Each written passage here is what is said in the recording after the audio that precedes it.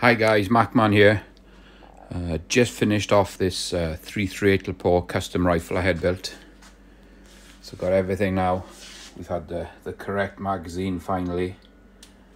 I got this Atlas bipod put on. It's ready to go. Adjustable up and down, and it's also got this curve feature on it as well, so you can set it up on uneven ground. Had my brake. This is the Gen 3 Fat Bastard brake. Still waiting for my silencer to come out of jail. Still waiting for that to come out.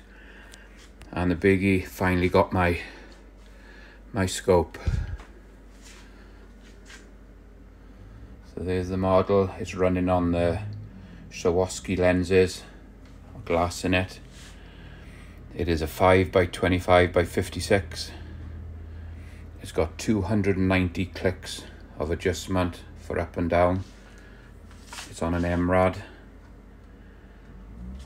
So there's the finished rifle. Hopefully get to the range tomorrow and take it out. Catch you next time, guys.